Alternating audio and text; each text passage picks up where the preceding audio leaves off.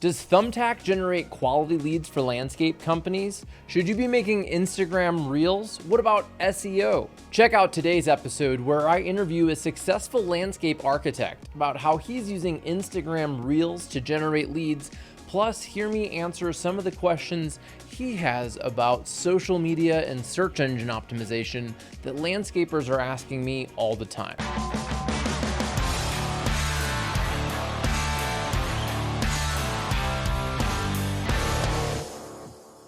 Welcome to the Landscaper's Guide, where we share sales, marketing, and leadership inspiration for the snow and landscape industry.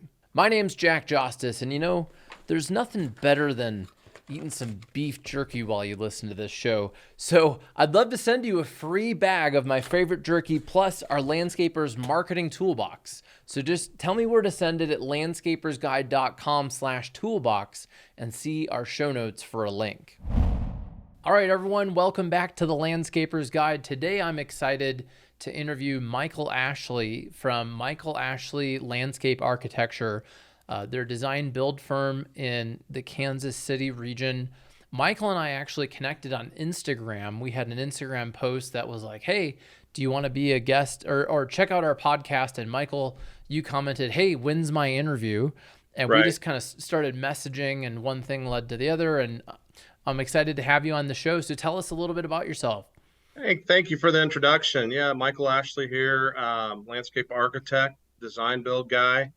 I'm a University of Georgia graduate, grew up in Atlanta, and my dad was also a landscape architect, University of Georgia graduate. And so kind of followed in the footsteps of his firm, Roy Ashley and Associates, which is now called RAA Design. And was able to gain some perspective from dad doing this for 46 years and, just really have the ability to carry that landscape architecture to the next generation. And I'm having a lot of fun doing some design build and just thought we could chat about it today. Great. And so tell us, a little bit, one of the things that we were talking about was your vision of the company. So you've been in business for 10 years. Where are you taking the company and how do you see marketing helping you get there? Right. And this is one of the reasons I wanted to come on to the podcast is talk about some of the things that we've been experiencing and some of the growth that we've been experiencing, and the vision that you've alerted some of your listeners to and on your book and some of the upcoming things that you're going to be talking about was a key word for me to start thinking about for the next 5 to 10 years. Where do we want to take this? Where do I want to take it? And where do the guys that are working with me and my crews want to take this thing? We've been growing at about a 35% clip every year, approaching the $2 million range. And I would like to get, closer to the $4 to $5 million range and maybe get some hell yeah customers, right? And hell yes. Definitely get some of those folks involved and really hit the right kind of customers that we want to be working with. And so I think some of the technologies we've been looking at that have really been helpful to me has been Thumbtack, and we could talk a little bit about that, and also Instagram. And of course, I have a website that needs some SEO improvements, so we can talk about maybe some of those technologies and how to embrace them and how to maybe build upon them. Yeah, I'd love to hear, I'm surprised to hear that you mentioned Thumbtack, because a lot of times Thumbtack is typically more, smaller jobs, task type projects. Are you finding that you're getting quality leads from Thumbtack for like design build architecture projects?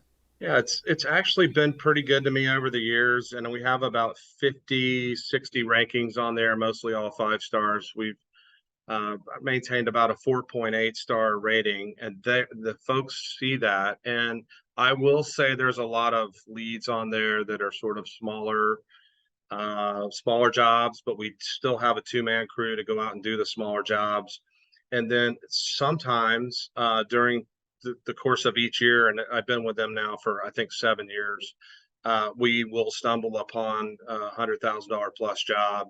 It's even led to even more, higher revenue than that. So it does pay the bills. It's rather expensive. They've really increased the prices over the years. But we have just found it to be a pretty good service. And because of our rankings, I think we're able to get some pretty nice sized jobs out of that. So is Well, that not your experience with other design no, build guys? it's been the opposite experience. So it's also I find that it may vary regionally. For example, Yelp is really popular out west and in Hawaii and in California and Oregon. And people even find dentists and lawyers and things on Yelp out west. But in the Midwest or in Colorado, or on the Northeast, no one uses that. They're primarily using, Google search and Google My Business, Google business profile ratings, things like that. So that's just interesting. Yeah. That's cool. And then tell us, what are you doing on Instagram? Because I certainly noticed your Instagram Right. once you commented, and I get a lot of bozos commenting with nonsense on my I mean, literally every day I get people who are like really angry posting stuff, and I Really? just laugh. Oh yeah, you wouldn't believe it. So I just laugh and I delete it. If they post a legitimate comment that's like they're disagreeing with me in a legitimate way, I always leave it and reply. But if people are Okay. just posting garbage, swearing, I mean, it's really Right. funny. But anyways, yours, you were like, hey, I want to be on the show, and I look at a lot of Instagram profiles of landscapers. Yours Sure. stood out to me.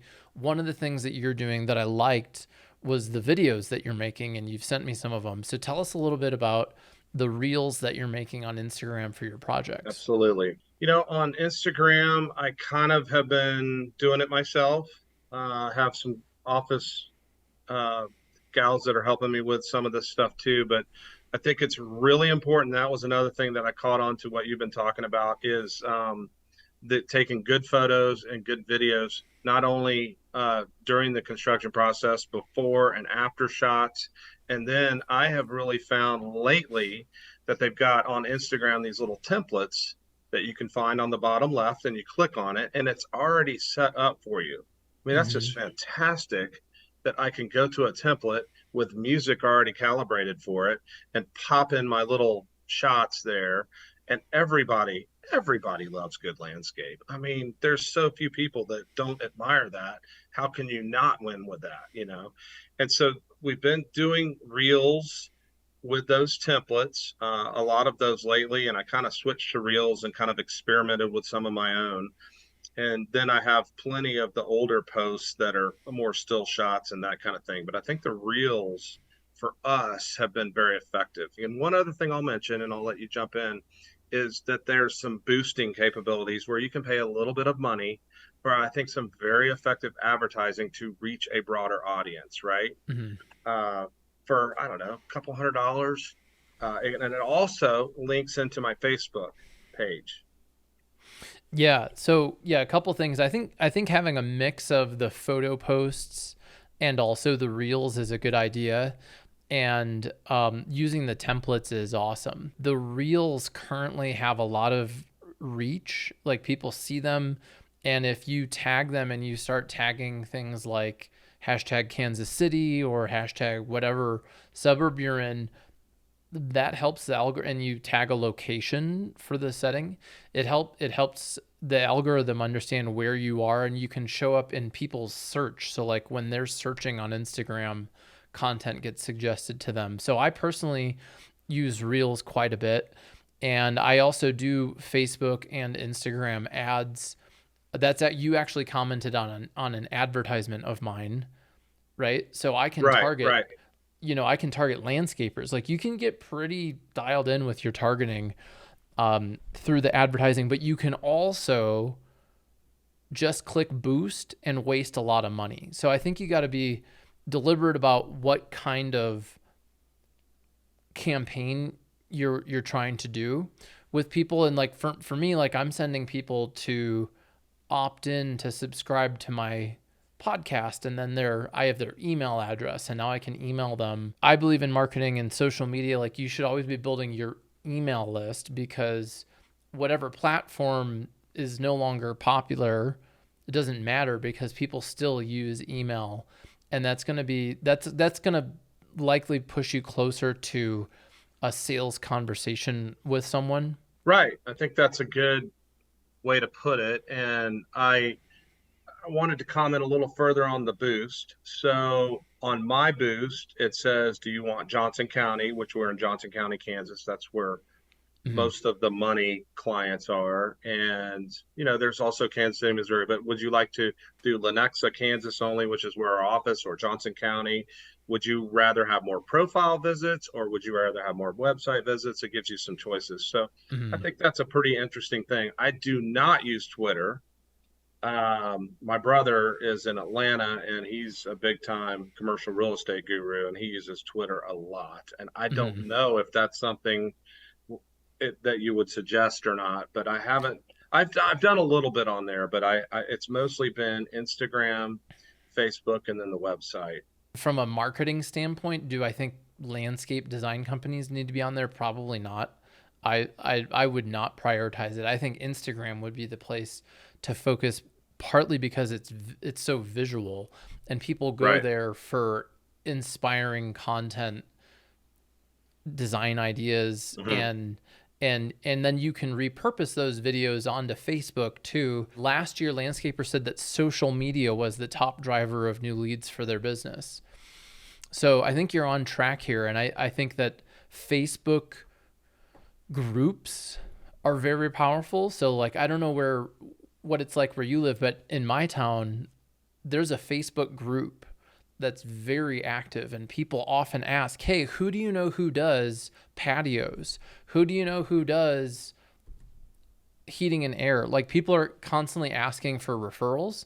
And that's where, like, Michael Ashley, the guy, is in the group, and you can comment, and like, you don't want to overdo this in the group, Mm-hmm. but occasionally, you could post one of those reels in there. You could save it and repost it in there, or take one of your cool photos, or make a graphic like with an offer on it and post it in there. And just, that's another Great way idea. that you can kind of proactively get into the neighborhoods of your customers, is on Facebook. And also Nextdoor is pretty prominent. I haven't done anything with Nextdoor, although I've heard other people Mm-hmm. talk about it, especially when I was smaller and in a growth mode. And when I did first start, I was kind of running it all by myself with my crews. And that's another thing that we talked about earlier, is instead of subcontractors, calling them trade partners. And that's a lesson I've learned from you guys, and I think that's really important. And then one other thing that I did want to mention on the Instagram is the hashtag deal. I've tried to just sit there and have fun and dream of hashtags that I think will reach 20 million people. And there's been a few that have blown up off of, getting the right hashtag. And I also learned from one of my clients that did this kind of marketing to do 7 hashtags. And I would be interested to see if you have a thought on the number of hashtags, and maybe embellish on what you've run across with hashtags. Well, specific to landscape companies, this is a key part of my book and all of our marketing, is who is your hell yes customer? And a Right. key part of that is, what is their service area? You do landscape design build in a very limited part of the world. So, Mm-hmm. in my opinion, unless you just like it, which is totally fine, you don't really need people outside of your service area to see Mm-hmm. your content. So that's why, again, I prioritize geographic hashtags, getting into the local markets.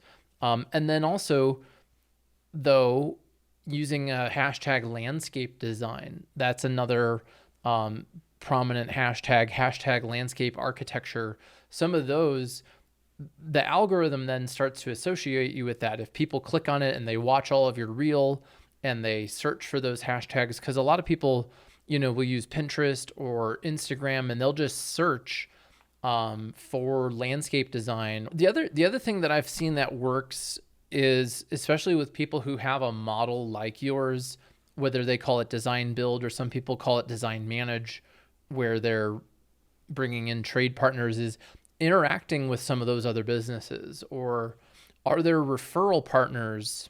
Like, do you do lawn lawn care? We do have some lawn care associated with one of our trade partners. And so we do some townhomes and apartment complexes and some higher end residential that we've completed the project. I have found that that also leads to snow removal in those particular properties. So we have done some of that, but I would say it's more design because I'm a landscape architect doing the design build process. I Mhm. also wanted to mention land effects, and I don't know if you've dealt with that or not, but that is a very, very good software. It's a little hard to learn, but once you learn it, it makes drawing plans a snap. I mean, it's amazing. It's an AutoCAD based software, Land FX, out of California. And I wanted to plug them because they've really made my life a lot simpler when it comes to design. I can push a button Cool. and the whole plant schedule comes up.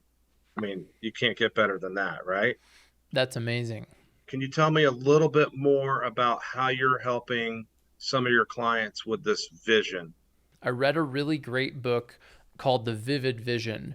And The Vivid Vision was about helping your employees and your team, and then also your trade partners or your spouse or your family or friends, people that you're working with, see the vision of where are we heading, and then attracting people who want to be a part of that to like, yeah, cool. I'd love to be a part of a $4 million landscape design build firm, and helping them see what kinds of positions are on it or what kinds of trade partner opportunities are there, and they can see themselves then helping you achieve the vision, and hopefully they're aligned with it. So some of the ways that we help our clients with that is actually on an initial call that we call the marketing brainstorm call, where we just get clear on who is your hell yes customer, what are the services that you offer, why do you offer them, which ones do you want more of, and what do you want more of in the future. So that's a key part of what we do, is helping our clients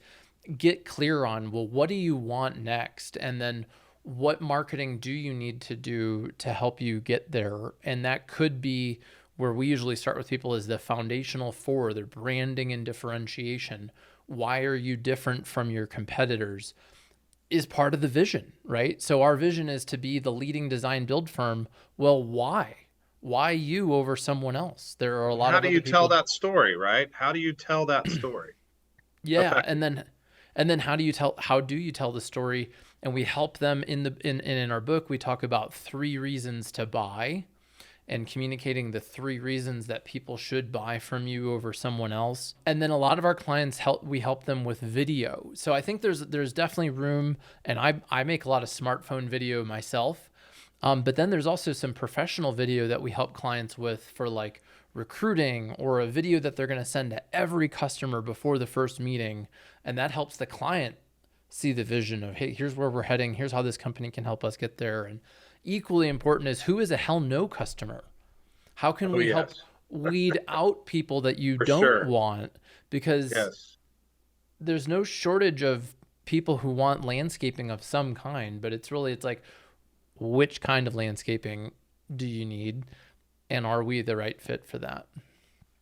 I think that's an interesting point. I hadn't even thought of the hell yes and the hell no customers until I ran across your projection of that. And it makes a lot of sense because we all the guys that are doing this across the nation want to define and get those. And we've all had them, the hell yes customers. And then how do I get the next one? I mean, that is just so interesting to me that we can have that conversation about how to shape customers that you want and don't want. I mean, that's the bottom line here, really. And then is it, 20,000 to 40,000 is kind of our sweet spot, or is it $100,000 plus jobs where you set a crew there for a month? Or is it even, and we do take them on, the little jobs, the 500 to $1,000 jobs that I call keeping the lights on clients, right? I mean, just go, well, like today, we went out and put 3 cubic yards of topsoil and some sod for a guy that we did a patio for, $1,800. I mean, those are still good jobs, especially when it's as hot as it's been. So then, once you're clear on that, do you have photos of the $100,000 project? What photo are you putting on your homepage? A lot of times people driven by ego, want to put their biggest, most badass project photo they've ever taken everywhere. But one time I was meeting with a client, and I've told this client story several times because it's so relevant. And he was late for the meeting, and he kept answering his phone. And I'm like, "Hey man, what's going on?" He's like, "I'm so sorry. I have this project." And I was like, "Well, tell me about the project." And he's like, "Oh, I hate these pool projects where I have roof structures and water features and all of these different things." And I'm like, "Why?" He's like, "I have all these different subs and all these different permits, and it goes on for months and months and months. And even though they're $200,000, I've lost money on them." And I'm listening to him, and meanwhile, I have his website up, and what do you think was on his homepage, right? That big, huge, Yeah, massive pool, right? yeah, exactly. The massive pool with the fire pit and all of this stuff. And and we got clear that it was actually $50,000 to $75,000 projects were his sweet spot. His hell yes customer was like 50 to 75. And so for him, I was like, "Hey, well, you're getting all of these leads for these big projects that you don't even like doing, that you're not making a profit in." And so that's a big deal, right? The photos that you show potential customers is going to give them a sense of that. That's what this company does. I think that's a huge deal. And that's a really interesting story to show how important it is to get it right on what kind of photos you do need to show for a hell yes customer. And again, something I hadn't really thought about. I mean, I'm sensitive to it. Our biggest project is we did a $235,000 sign for the entrance to Lenexa City Center. That's our city, Lenexa, Kansas. And they built hundreds of millions of dollars of buildings and lofts and all kinds of development. And this is a beautiful fountain sign that introduces, but I don't have that as a major feature on the website or anything, because I don't think that's what we are trying to do. I want the high-end residential, the people that want to pay for my knowledge and my service and what I've been dedication to quality for 30 years. That's what I've been trying to build on. And everything that's up in this head, that's what they're paying for. The one thing that you had mentioned when you met with Robert, was SEO. And so SEO is one of the most powerful things that you can do to attract your hell yes customer, because they're often, especially for these high-end residential projects, they're doing a lot of research online, and they're Googling questions, and they're looking for people. And they, a lot of times landscape design, these bigger projects, this is a thing you might think about it for years, right? You might, yes. like, you're looking to maybe do this one time.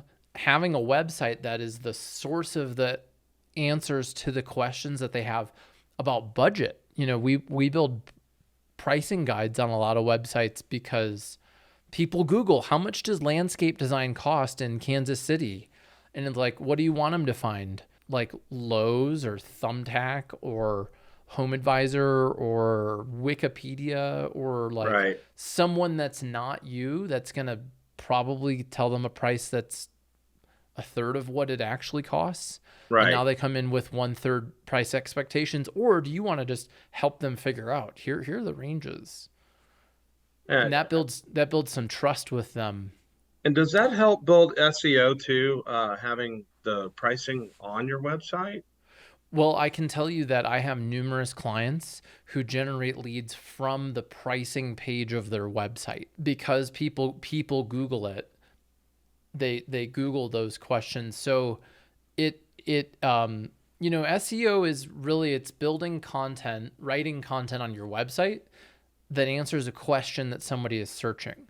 And so the more questions that you think of that people can answer, the more pages you're going to want to have. And that's why if you have, let's pretend, outdoor living, landscape design, pool building. So that's 3 different services right there, times all the different service areas that you service. Your site can become pretty expansive. And then that way, when people are in those neighborhoods or areas Googling that, you have a better chance of showing up. Or if they Google, do you need that many pricing pages? No, I don't think so. You need like one really quality pricing page. But often when people find you and they get onto the site, they're anxious about budget. They're looking at these amazing photos. They're like, I have no idea how much this is going to cost. But if you're like, hey, here are some price ranges, they're like, oh, okay, you're cool. And then you're like, hey, follow me on Instagram for some inspiration. Right. And now they start following you, and months go by and they're seeing the reels, and then eventually they fill out the form on your website. So that's kind of how I see this all. They kind of complement each other. Okay. Like social media and SEO and email.